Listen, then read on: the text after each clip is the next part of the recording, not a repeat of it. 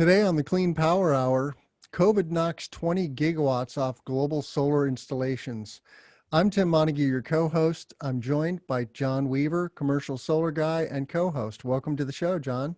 Hey, Tim. I hope your week's going as nice as mine. Sun's out. It's beautiful here. This is my favorite time of the year, and I spent the long weekend camping at Lake Shelbyville in central Illinois, which was lovely. And now I'm back at it. The hustle continues. We're growing so fast in the solar industry that we need thousands and thousands of more people to get in the industry. So that's one of my goals with this podcast, is to encourage others to get in the game. And one of the things I want to touch on today is what that takes. And that's just touching on your personal experience. But before we do that, we're going to talk about the global solar market. There was a prediction early in the year that we might hit 140 plus gigawatts of solar installed in 2020, but reality is always different. So what's going on there?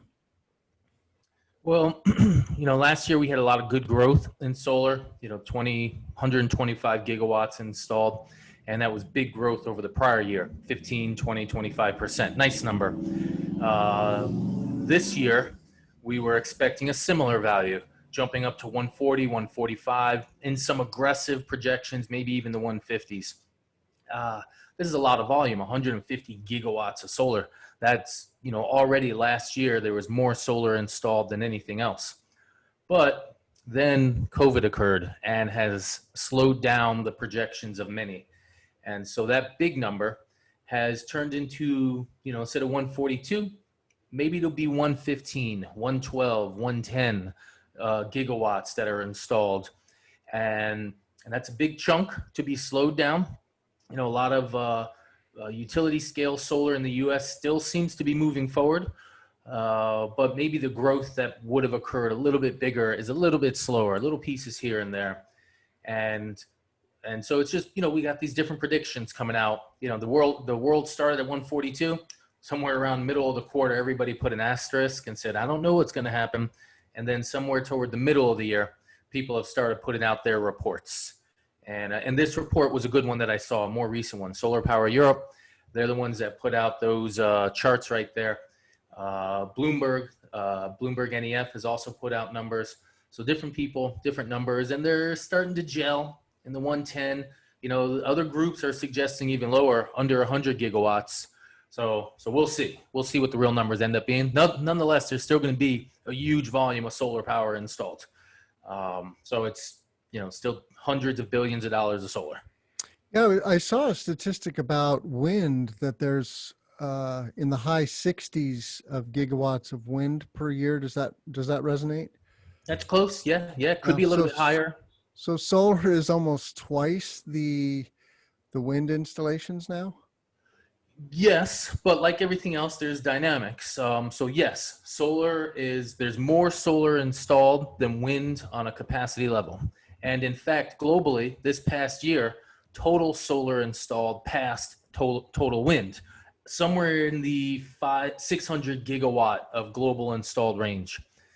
And but wind, when it's installed, the capacity factor of wind is higher. So for each megawatt of wind installed, you get like 20% more electricity out of it.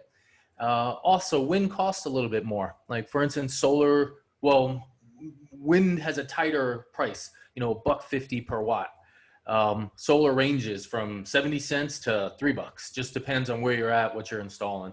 So there's some dynamics there, but yeah, much more solar being installed than wind. Fascinating. And we're going to touch on another wind power story later in the show today related to birds, but the California market has set a very worthy goal, right, of achieving 100%, 100% carbon-free energy by 2045. Yeah. And that That's a lot. It's a laudable goal, but it's very ambitious, and the way it plays out in the marketplace is often very different. And in this case, uh, different to the tune of a factor of more than two, right? So California's installing about a gigawatt a year of solar, but that's not going to get them there. So how does that work? We got a lot of work to do. I mean, that's just what it is. We have to recognize what volumes need to get installed. The state needs to start running these bigger procurements, and the developers, they can find the projects, but we just got to get to work. This is a full human generation of work that we have to do in front of us, and this will be some people's full careers. For 25 years, they will be solar professionals, and that starts today. Multiple decades out, they're going to be doing this work. So California's got a lot of hard work. There's a lot of people there. It's a very nice place to live, even with the challenges. And they just got a lot of work to do out west. And it's not all going to get installed in California. Some of it might get installed in Arizona, brought in via power lines. Some in Nevada. Some brought down from Oregon. Different regions will have different types of product installed that can get pumped in, but they're going to have to do a lot of rooftop. They're going to have to do a lot of carports, a lot of residentials, and then a lot of big land. It's going to have to be a big mix. A lot of work's going to happen there for a lot of years. That's the key detail. There's going to be good employment for many decades going forward. Yeah, we have to be doing about a gigawatt of solar per year here in Illinois to achieve our RPS. And we're lucky if we're doing a couple hundred. So we need to ramp by perhaps a factor of 5. And the good news is that we now have a 100% RPS in the sites. It's not the law of the land yet, but it's now official that Governor Pritzker is putting a stake in the ground and wants to achieve that. So when Pritzker wants something, he's going to get it. The analogy I give is consumer marijuana. He got that within 6 months of taking office, and it was something that the previous administration, had just really kicked down the road. So clean energy fell in that category. And we see that at the federal level with clean energy, right? While the Trump administration hasn't really attacked solar directly, the lack of leadership, the lack of a national standard, for example, just creates this fragmentation, right? Right now we have 50 states with 50 different paths to a so-called energy transition. How about your own state of Massachusetts? What is going on with your transition? So we have, so by law, 10, 15 years ago, they signed a 100% clean electricity law, but it was 1 additional percent per year. So it would be like by the year 2080 or 2100 when they actually got to 100%. So that law is already on the books. And it might actually be 80% by 2050. So it's a number that's there, but due to modern day standards, it needs to be refreshed and updated. Very recently, a net zero CO2 law by 2045, 2050 for the whole state was put together. The Attorney General, Maura Healey, she recently started a investigation reporting requirements that since seemingly natural gas is going to have to be drawn down to near zero in the state of Massachusetts, how is that going to affect the those who live in the state? And how will this affect the lowest bill payers? Will they be stuck with these stranded assets? So there's a lot of discussion going on. There's an expectation of sorts that a new 100% bill will come out. We'll see. There's multiple these bills that have been filed with the legislature and signed on by multiple people. multiple politicians. So we'll see exactly what the structure is. We have a lot of wind offshore.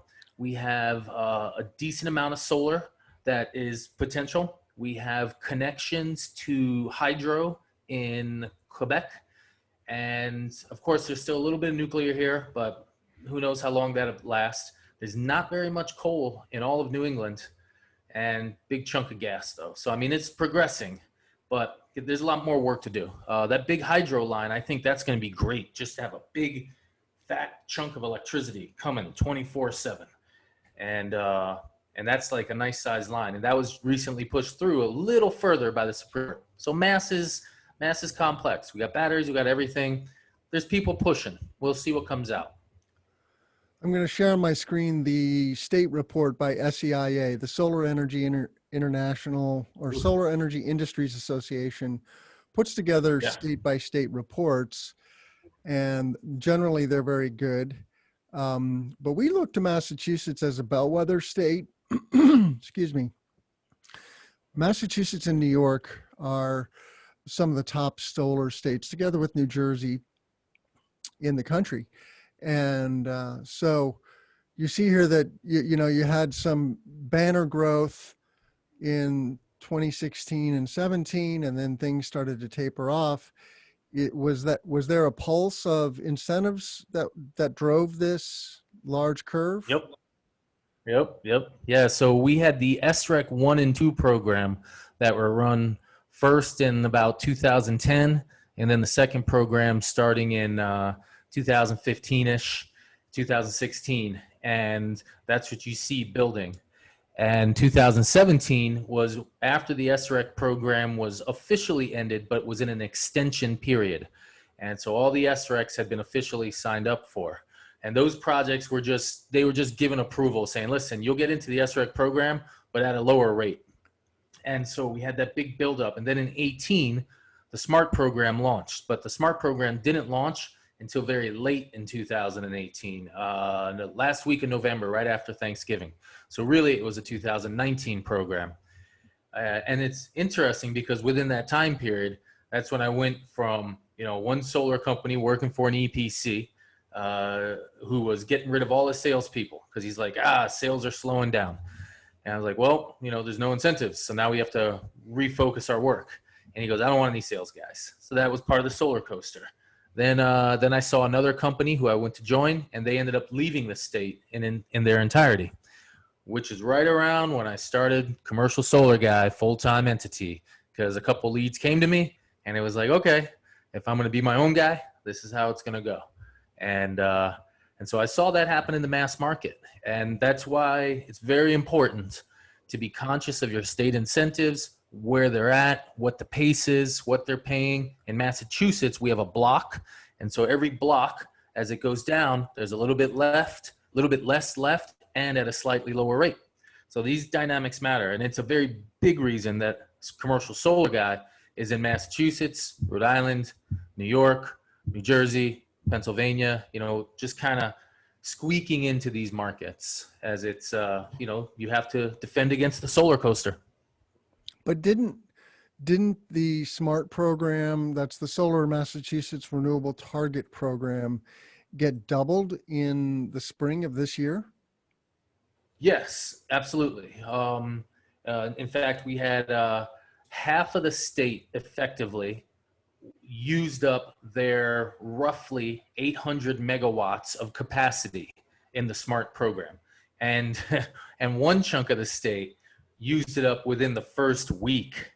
And this has to do with local politics. In this region of the state, in one utility's load zone, National Grid, they ran out of net metering. And so there was no more solar to install there for net metering. And so that kind of slowed down and stopped the SREC program for a year or two. Hundreds of millions of dollars of programs were put away, hidden. And so we had to wait. And then when the SMART program came out, they had a workaround to get you smart incentive money and not use net metering. But National Grid sold out in the first week. So they got all that stuff signed up, and then they extended the program because they said, oh, National Grid's out, so let's add more capacity. But at the same time, the utilities were slowing down installation volume with grid ties. They were saying, hey, we need to put 1 gigawatt of solar into a 5-year queue because we need to upgrade the power lines. We need to upgrade the substations, and all this kind of stuff was going on. And it got big headlines. The state said, hey, nobody could have expected this, except, at PV Magazine, we wrote about it. We predicted it. We're like, this is going to happen, and these problems are going to happen. And then it happened. And the utility was like, woe is me. It was really, for some developers, it hurt. It hurt them a lot. They spent hundreds of thousands of dollars in securing land and setting things up. And then, some of it the state let through, and others slowed down. So it's, there's dynamics. It's not a cakewalk getting a project developed, even in one of the more aggressive states for solar. It's hard even for me to follow all the subtleties that you're referring to, because so I want to back up for just a second. Yeah. We saw that great up and then a down. Are you saying that there's going to be another up, but it's that the RECs have been tapped? Now those projects are getting developed and will go to construction, and then there's going to be another down? Is that what we're seeing? So that big up, that final up, was the finalization of the RECs. So the REC program is gone. We've retired RECs. Now we have the SMART program, which is a feed-in tariff. So we're in the beginning of the ramp up of the SMART program. I think that over the next year, we should see some significant volume come into the state, but we should see a ramp up of the SMART program. And probably in about 2 years, we'll see it clomp down, because it takes a while to progress from one system to another. But they did extend this one.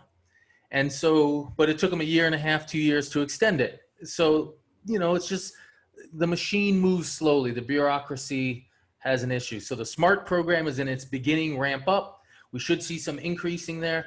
It could flop over a little if, depending on how things go, but seems like a decent amount of solar is getting built. A little slower than the state wants, though, just a touch. But so from an installer's perspective, you have plenty of runway? I would say we have 2+ years of time to sign projects, and then another year to build them, 1.5 years, depending on how interconnection and everything goes. The residential market just seems to be rolling through volume. The big companies, the Sunruns and the such, they're getting their chunk, and there's plenty of people also buying. So that little subset is just rolling through volume. And the big stuff, the programs are changing now, redefining themselves slightly. This extension that you heard about, where they added an additional 1.6 gigawatts of capacity. For instance, in that program, if you're 500 megawatts or 500 kilowatts or larger, you have to include a battery. And there's a solid battery incentive. But now they're requiring it, 500 kW AC or greater. So that's your inverter sizing, or larger, you have to have batteries. So it's a going program. Yeah, I learned about that battery requirement when I was interviewing the guys at Yasukawa Selectria. Mm-hmm. And that's a double edge, man, because while we're big fans of solar and storage, and we talk about storage here on the show a lot, it greatly increases the capex of a project, right? If you're doing a 1 megawatt solar array, that might be $2.5 million, right? And then you're going to add 500 kW or at least of storage.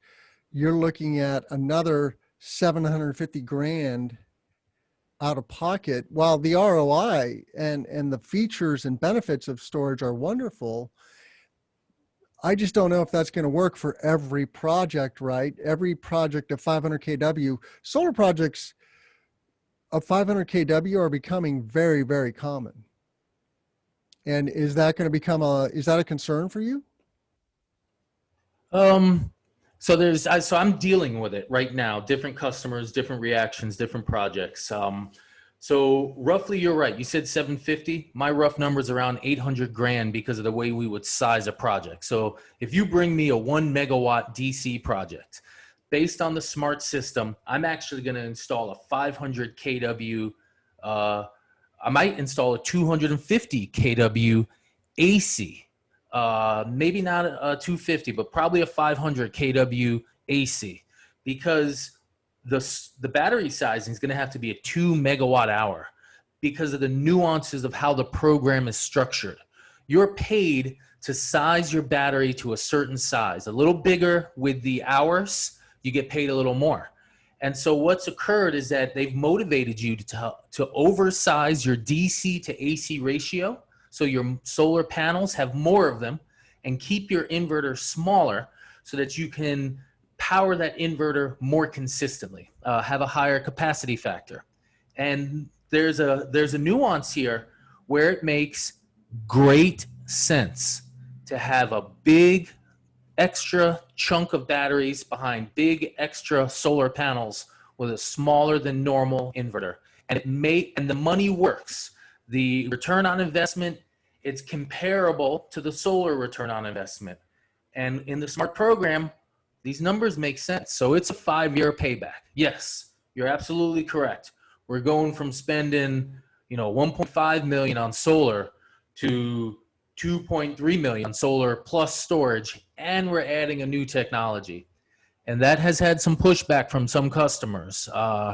And so, I have multiple customers. I'm like, hey man, this is your 6th solar project. It's time to add some batteries. We get the same return on investment, but 30% more electricity, same site.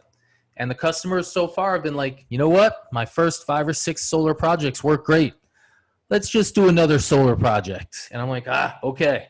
So there's, I'm the nerd, the fanboy. I want to build stuff cool. And the economics do make sense, but there's still, this is safe. I want to do what I know. And you know what? For a guy who owns 6 solar projects, that's smart. So there's a dance. We're learning. Cool. Well, let's change gears and talk about floating solar. I saw a story on Clean Technica about a floating solar project at Fort Bragg in North Carolina. Fort Bragg is the largest facility of any kind that the Army owns globally. It's a ginormous facility, but they're installing a 1 megawatt floating solar array there, and also pairing that with storage. And the good news about this kind of project is that it doesn't cost you and me any money. It's a power purchase agreement, or actually a performance contract with an ESCO called Ameresco. So this contractor analyzes the fort's energy data and says, hey, guess what? I can save you a bunch of money. We're going to do X, Y, and Z upgrades, including a floating solar plant that, previously this was just a lake sitting there. And sure, there's things they can use the lake for: recreation, swimming and diving training, et cetera, maybe some boating. But in this case, there's enough room for a floating array also. And so while floating solar is a little more expensive on the installation cost than ground mount, maybe by 20%, something like that, it's a great use of water bodies. And we have a very large number of reserves, and this story refers to that. These are, reservoirs, lakes, etc. Here in Central Illinois, we have a 5,000 acre lake that was built for the Clinton Power Station, which might be a great opportunity for a floating solar array. But so That's a lot of acres, 5,000, man.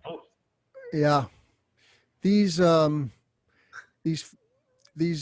ESCOs have figured out a business model where they do energy upgrades, they own the asset, they provide the energy savings to the customer, and then pass those savings on, take a slice of that pie, so they're earning money, and then in this case, greening Fort Bragg with solar and battery storage.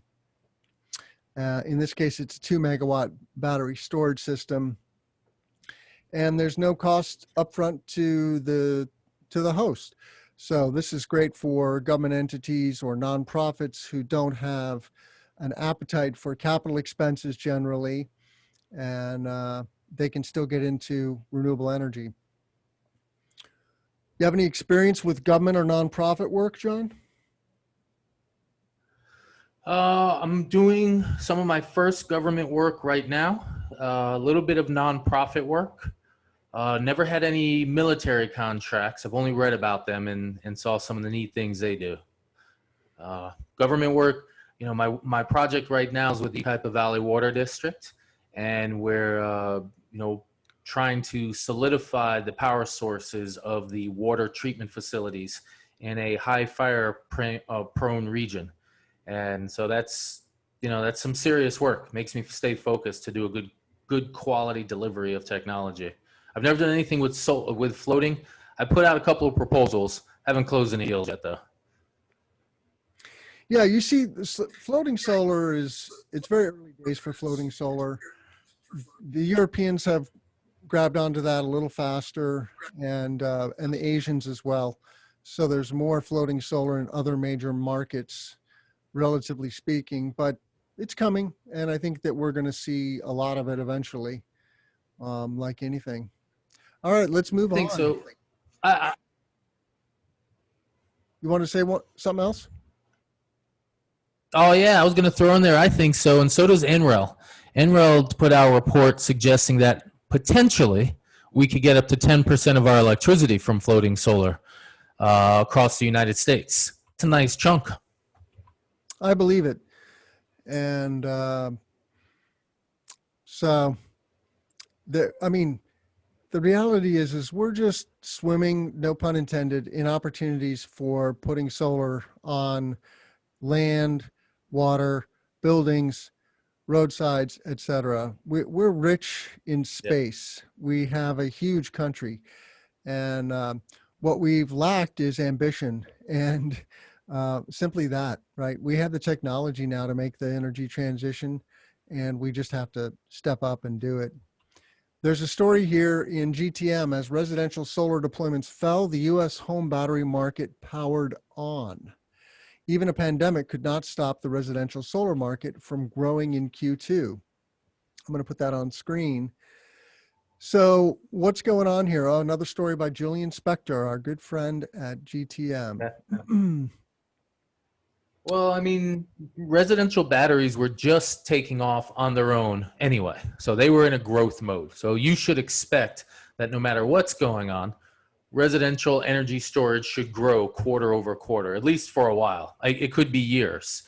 Then, of course, we had the California challenge with the fires. And this started last year. And the state started saying they're going to shut off power when these high wind, dry times come in the falls heading into winter. And that season is just starting, the fire season for California. And so these people have started saying, okay, we need to install solar plus storage. And then there's other motivations the state of California has put out there. So California, Hawaii, Massachusetts, with these new incentives in general, they're speeding up residential storage being installed.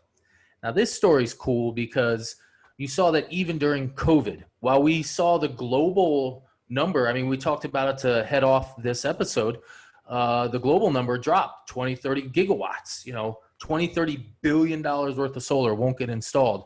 But the residential U.S. market, energy storage, it's still going to grow even while the residential solar market slowed. So that shows the sticking power of resi energy storage right now. And I think that was pretty neat. It powered through it, no pun intended, of course. And I think it has to do a little bit with psychology also. You know, in times of pandemic, in times of the nation state shutting down, New York City closed. I mean, literally, I had a customer call me and say, listen, John, things that happened over the last 6 months I never thought would happen. New York City shut down. The subways closed. And I'm like, yeah, you're right. He goes, I'm getting a battery at home. I don't know what's happening ever again. And, you know, there's a bit of a prepper pandemic planning that's happening right now. And energy storage, generators, solar, that all mixes in there. So this is a good product for safety, peace of mind. Yeah, I've been learning about the off-grid storage world through my RV. I bought a small vintage. It's a '99 Coachman Catalina RV a couple of months ago, and I've been slowly upgrading the electrical system. I now have a 3.9 kW lithium ion battery as my house battery, as they're called in RVs or boats. And that battery allows me to run off grid for about a week. That means, Wow. and just minimal loads like the water pump, the lights,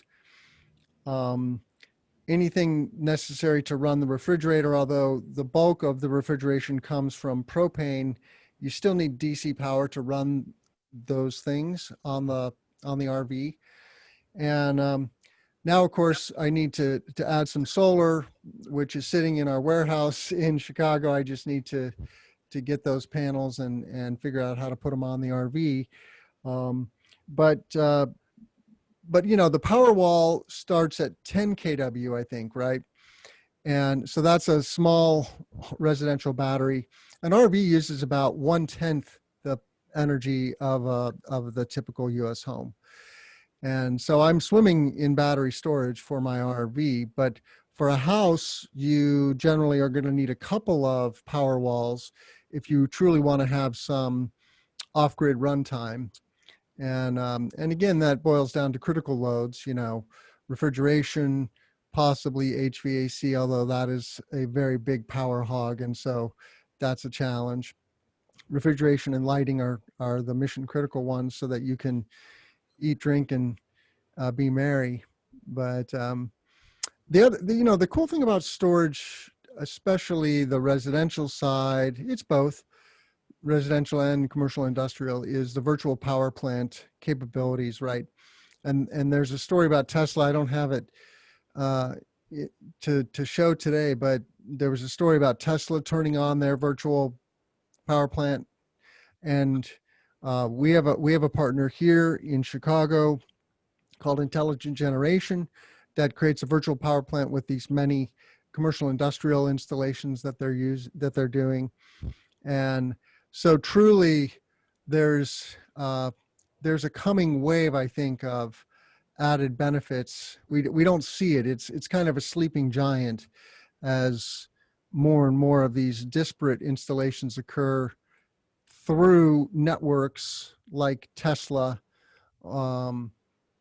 and other major, like Sunrun, right, where they have a very large number of installations that they manage, and therefore can become a force for grid resiliency and other services. And they're pushing it hard. They're the groups like Sunrun. They've signed contracts with the utilities to tie together their residential solar plus storage units as a full grid asset. They've signed these contracts, so this is happening now. And Sunrun, they're smart enough and big enough to have the engineers in house to do the proper work that grid scale responsibility requires, because you can't just plug in an inverter and some panels and say, hey, this is grid panels.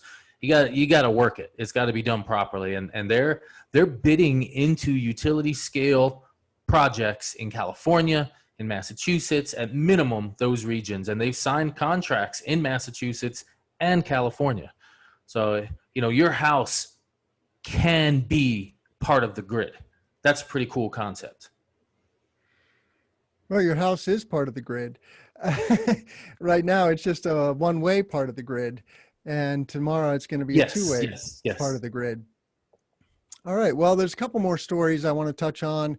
We're going to wrap it up with a story about SpaceX, but before we do that, Elevate Energy, which is a well-known nonprofit here in Illinois that works on energy efficiency, especially in the multifamily space. They're also managing the Solar for All program, which is the low-income arm of the FEJA-funded incentives, which is a very active program. It's a smaller chunk of solar on the order of, dozens of megawatts per year instead of hundreds, which the larger part of the program entails. But anyway, Elevate has written a new report with the Rocky Mountain Institute called Building Electrification, Helps Illinois Achieve Climate Goals. And what they do here is, I'm going to do an interview, hopefully with one of the authors, but they're comparing and contrasting. Okay, we've got FIJA now. We've got a lot of renewables coming onto the market. What's going on with buildings? How do buildings contribute to the carbon footprint of Illinois? And, it turns out that you can reduce fossil fuels by 18% if we electrify our buildings. Our fossil fuel emissions, we can reduce those by 18%. So one of the ways that they're studying this is by making heat with air source heat pumps. An air source heat pump is what is used in your air conditioner, okay? And it is literally pumping heat from outside to inside or inside to outside. It's bidirectional generally. It can heat or cool. And in the summer you're cooling with it. And if you have a mini split, you can heat with it as well. And these are now widely adopted in the high performance or green building arena for residential and small commercial. I'm not sure about the large commercial, but anyway, this Electrify is a good story and a timely story, because we also are talking about electrifying transportation. That is really the tripartite: energy from renewables, clean pure electric buildings, and then electrifying transportation.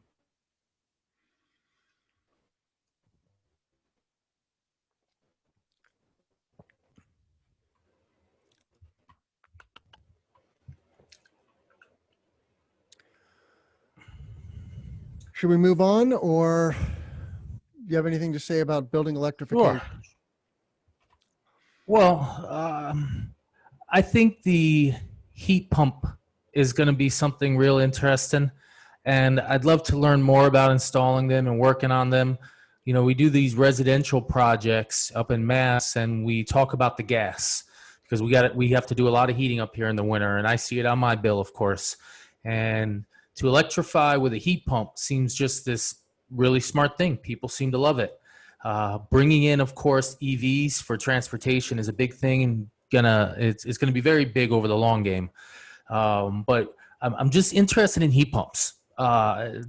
It's just cool. I want to learn about them, and so whenever I think of electrification, I go to the heat pump. Of course, EVs kind of have their own class of electrification in my mind, electric vehicles, but heat pumps are cool because, I don't know, HVAC nerds really like talking about heat pumps, and I like listening to it. So plus it means you can install more solar. You replace the gas, you install more solar. That's the biggest reason I really like heat pumps for residential customers.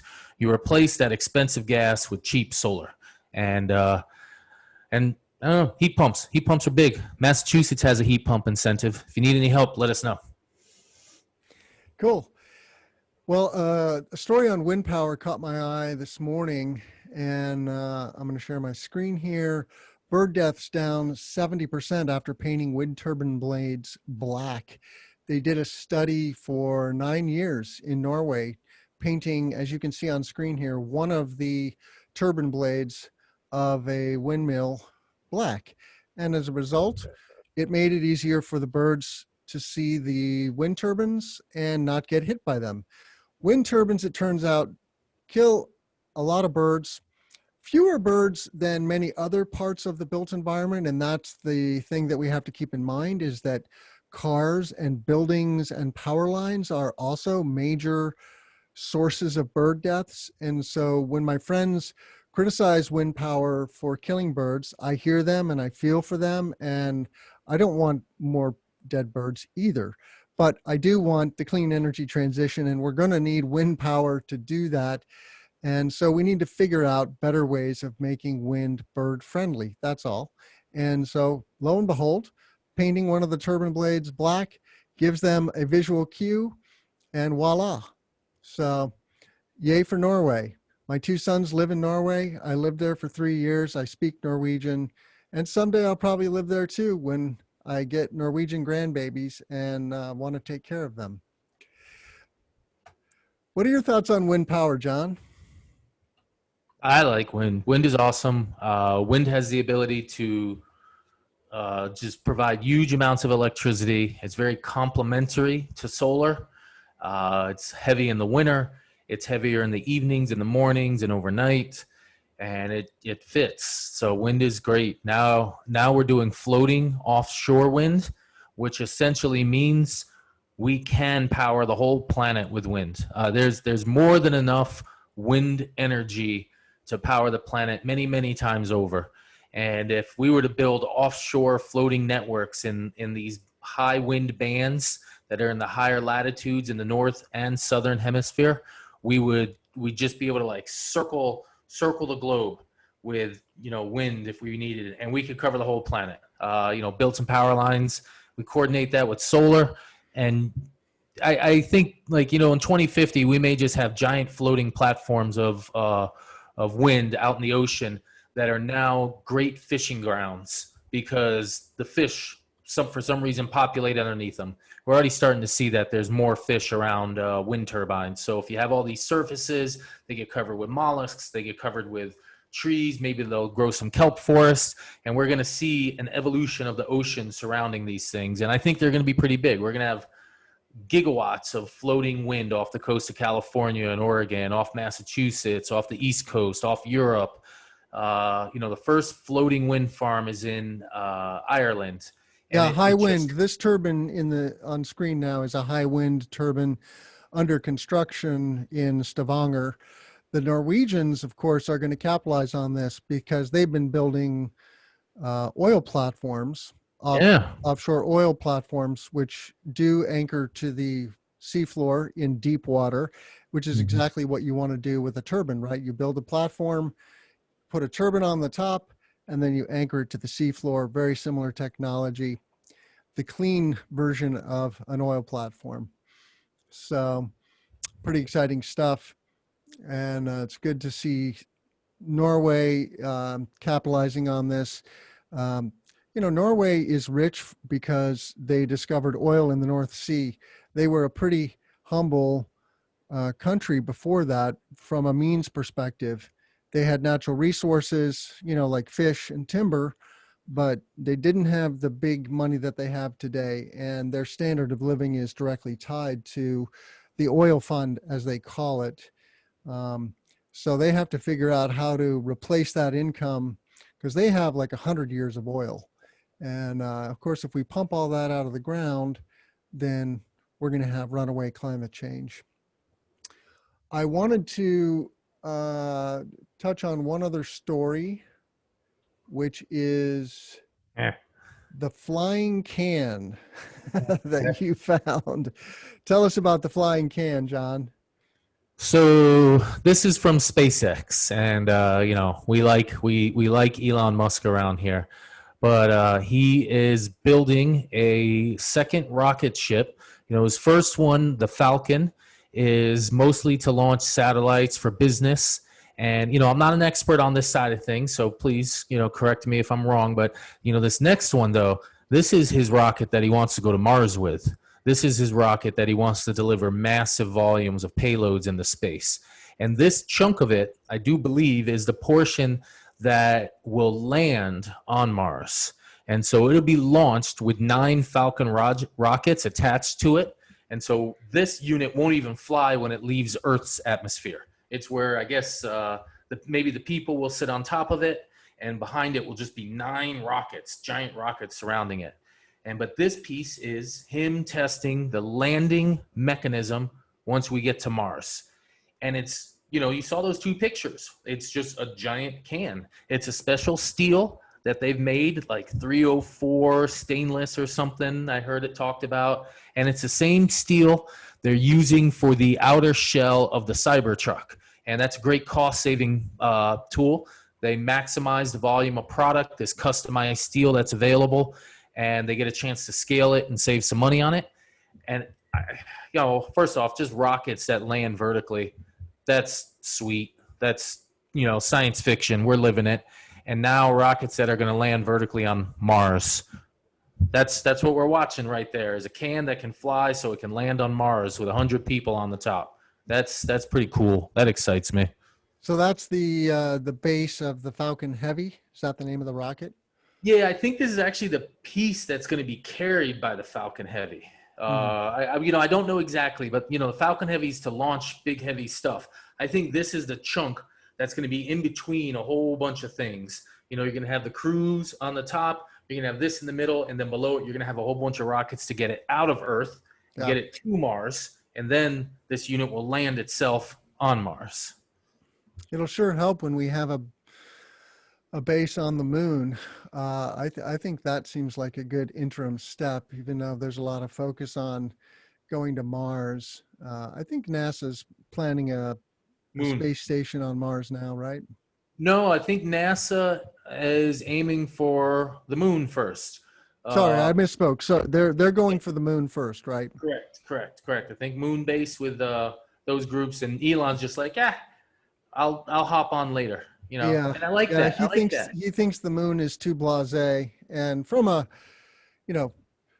his mission is to have a backup for Earth if the Earth either experiences some existential threat from climate change or a meteor strike or a solar storm or whatever it is. There is a myriad of things that could take us out as a mammalian animal. And he says, let's spend 1% of our resources on creating a backup. And in this case, he thinks Mars is that. He believes in terraforming the planet of Mars to make it, to give it a breathable atmosphere. Today, it does not have a breathable atmosphere. It's very cold and inhospitable. I wish him luck on that. I don't know if it'll ever come to fruition, but I'm a big fan of preparing for those natural disasters, which are guaranteed to occur. The geologic record tells us every million years or so, bad things happen. Not very often, but often enough that the lights will go out on humanity if we're not careful. So, got to be careful. John, how can our listeners reach you on the interwebs? Just type in commercial solar guy almost anywhere, and the search results will find my website, commercialsolarguy.com, maybe Instagram, maybe Pinterest, maybe Facebook, maybe all these different places. So that's the easiest way to find me, commercialsolarguy.com, or in the search engine. John Weaver, co-host and commercial solar guy. I'm Tim Montague, co-host of the Clean Power Hour. You can find us on YouTube. Just search on CES NRG or the Clean Power Hour, Tim Montague. You can find me on Twitter also, TG Montague on Twitter, and of course on LinkedIn. Check all our episodes out on YouTube. Please subscribe to the show. Give us a thumbs up, and please comment. We'd love to hear from our listeners and viewers. What is the content that you're dying to hear? We want to cover it. That's all for now. That was another episode of the Clean Power Hour. Y'all have a great week.